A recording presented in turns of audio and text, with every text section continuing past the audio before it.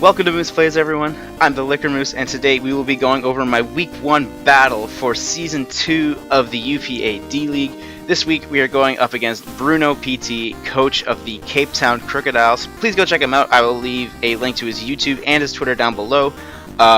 It's not an upload required league, but I do believe he is uploading as far as I know. I did see a draft analysis, so I can only assume that he's going to upload, for at least for a little bit. So yeah, it's Week 1. As far as like playoff race and all that crap goes, it's not that important because it's Week 1. But in my mind, like Week 1 is like how you. It's important because it's how you start off the season. You can either grab momentum from a win, or you can get down from a loss and potentially lose even more. So I definitely want to win. I definitely want to try hard.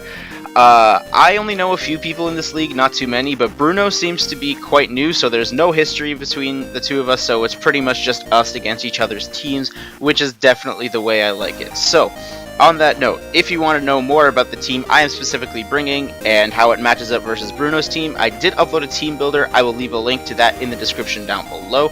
But for just a quick overview of what I have, we have a bulky Assault Vest High Dragon.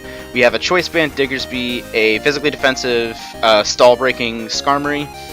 We have a fast, bulky Megaane with bulk up. Then we have a utility heavy Flyinium Z, physically offensive Tornadus. And then we have a mixed defensive Rocky Helmet Alomamala. I am. It's going to be difficult. It's going to be a struggle for me to keep saying that name throughout the whole season, that's for sure. But looking at what Bruno brought to the table, he brought the Raikou, the Clefable, the Latios, the Blacephalon, the Sneasel, and the Girder. I was very surprised not to see Mega Aggron here. Only because, without Mega Aggron, and I guess Blacephalon, but for the most part, he has no return switch in. Like, literally, his only return switch in is the Blacephalon. And it's going to be difficult to switch that in on Diggersby when I could potentially just click Earthquake and kill it instead.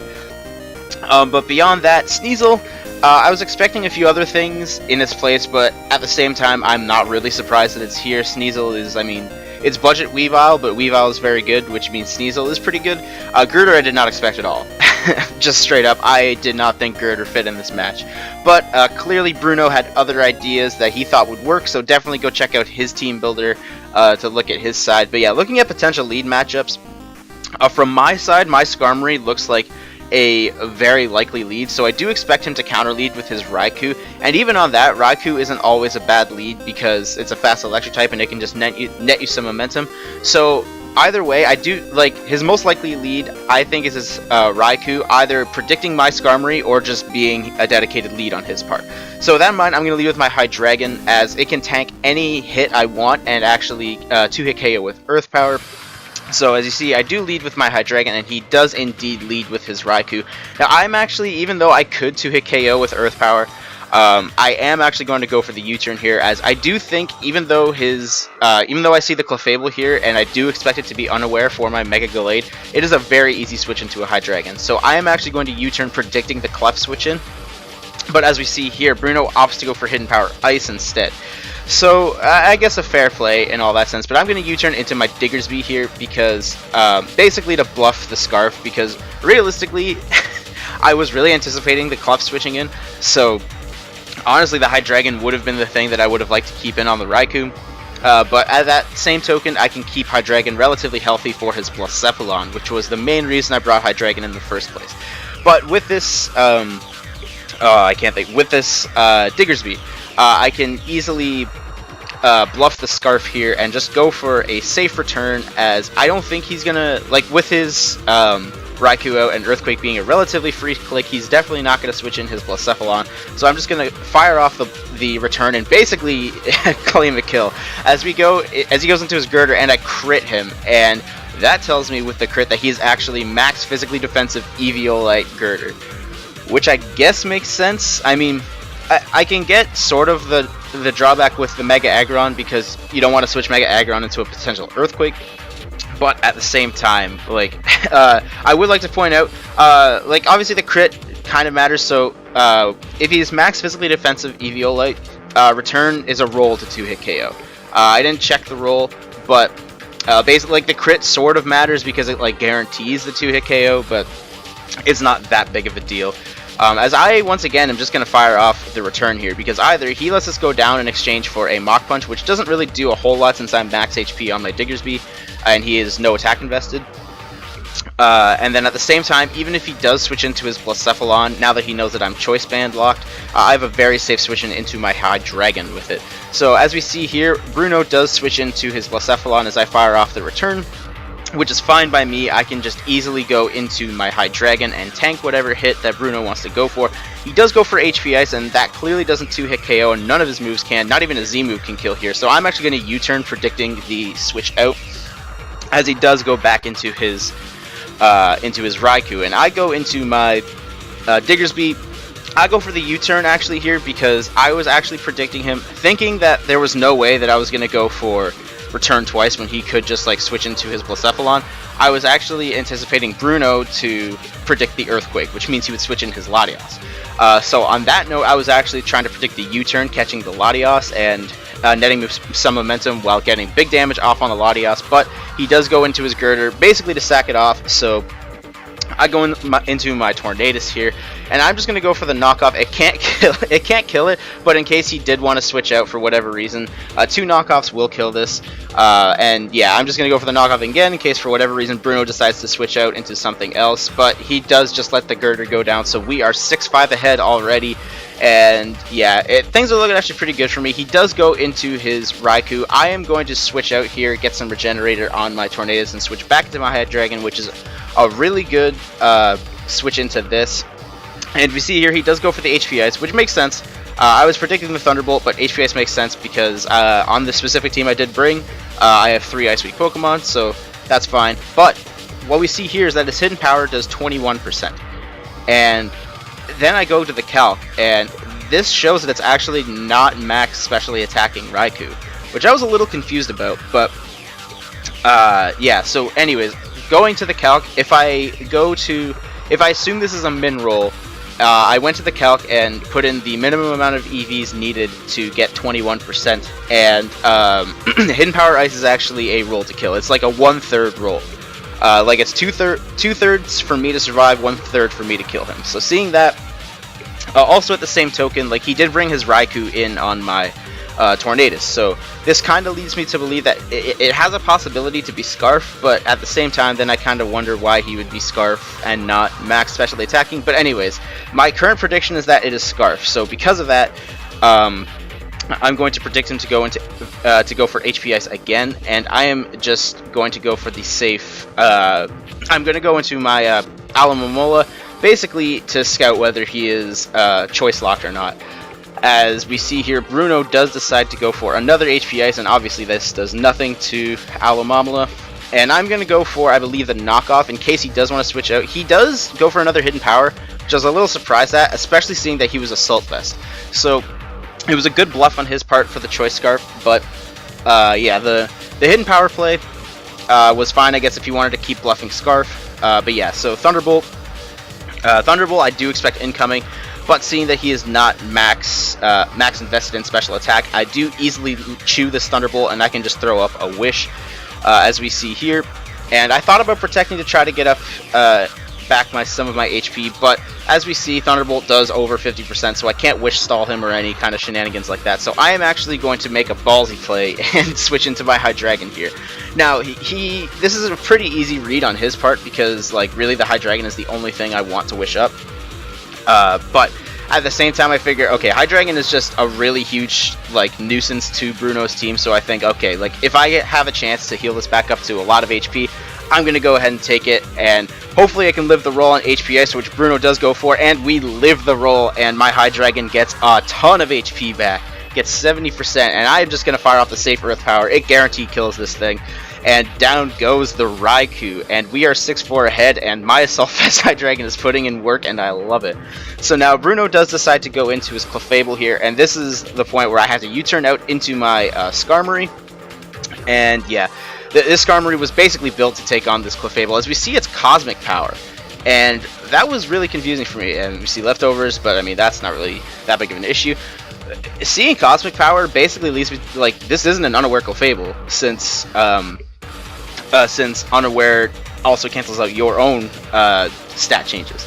This is actually a Magic Guard Clefable, and I was very, very surprised about that. Like, if I had Poison Jab on my Mega Gallade instead of Ice Punch, my Mega Gallade actually tore through this team. It was actually not it was not close. I could easily tear through this team with Mega Gallade. I was very surprised that he brought Magic Guard Clefable. That I totally was expecting Unaware Clefable, because that was pretty much his only stop to Mega Gallade. But anyways, yeah, so he goes for the Cosmic Power, and seeing that, I think, okay, if he's Magic Guard and all that stuff, I can't let him like do any shenanigans, especially not get up rocks, because rocks are annoying to me. So I'm just gonna taunt him, and as we do see, Bruno did try to go for the Cosmic Power. So now I'm gonna get up my own rocks, as his Moonblast is gonna do like pitiful damage to my Skarmory, which is fine, and I can get some leftovers recovery. And I'm just gonna fire off a safe Iron Head, because that's just the way, like, it's just the best thing I have to hit it. As he goes into his Blacephalon, and this is actually really good, because now my Mega Gallade Shadow Sneak, like, I don't have to be boosted to KO with Shadow Sneak anymore.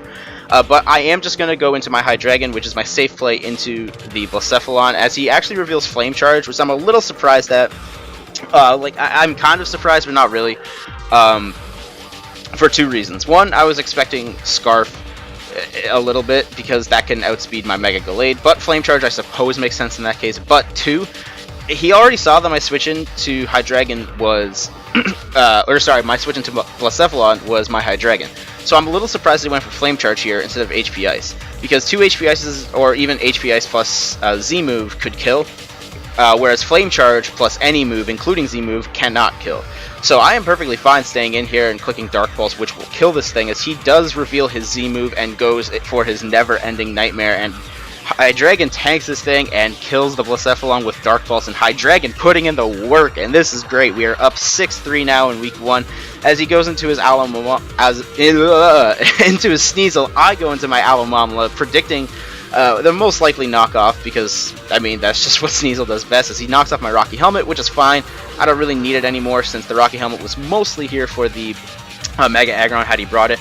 Now, right here, I was going to go into my Hydreigon to sack it off, because at this point, it was the most expendable member of the team, and realistically, it was probably just the thing I should have done anyways, instead of getting my Rocky Helmet knocked off with Aloe.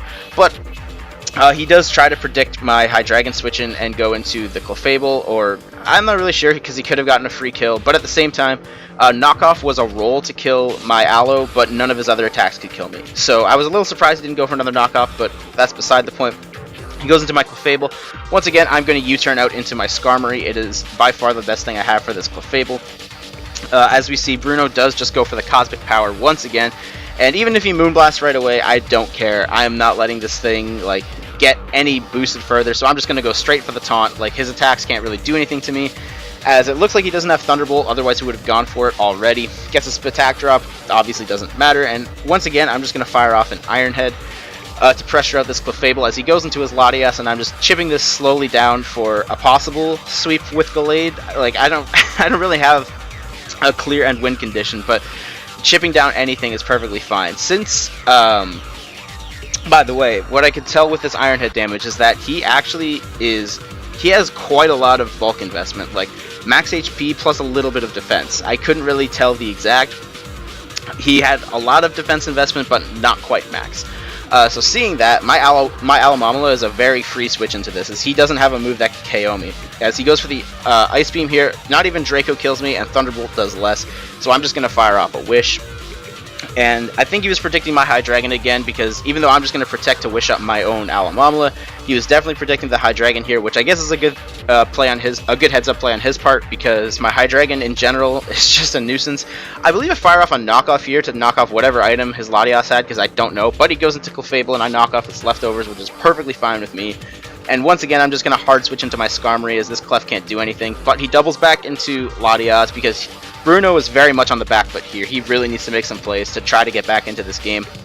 So seeing he goes back into his Latias, I'm perfectly fine with going back into my Alomamla, as he can't really do anything to it.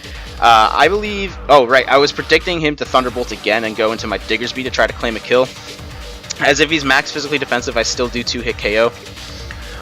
But yeah, so he goes for the second recover here. I was a little surprised he didn't just go for Ice Beam, but this return does so much damage. So that reveals I don't know what his investment was, because that's definitely not Oh god, I can't think. Because this is definitely not max physically defensive. I don't... it might just be max HP, I don't remember. But anyways, I deal a butt ton of damage to this Latias, and I can just easily go for the return once again and knock out this Latias, and this is great. So I believe Bruno goes here into his Sneasel, and once again I have a very safe switch into my Alomomola, Jesus, now that his Latias is gone, as the Sneasel is slowly wearing itself down with Life Orb, and I'm just going to fire off a Wish, excuse me, and I'm going to try to heal on my Diggersby to try to get basically more kills with it, because I really like Diggersby and stuff. Even at +1, Choice Banded Return still has a chance to hit KO. As we see, it doesn't do quite enough, and he does go for the second Cosmic Power, so I was like, alright, like, that's enough fooling around. I have to go into Skarmory and stall break this, because I can't let it get too boosted up. So yeah, basically, we are going to see, I'm going to speed it up for you guys, but we're going to see a lot of taunting and moonblasting and iron heading, and basically until I can get this Clefable down. It was basically just a back and forth. Sometimes I flinch, sometimes I don't. It was quite a few turns, but yeah, I am slowly wearing down the Clef. He does show the Store Power, which does, like, that does worse damage than Moonblast, which is perfectly fine with me.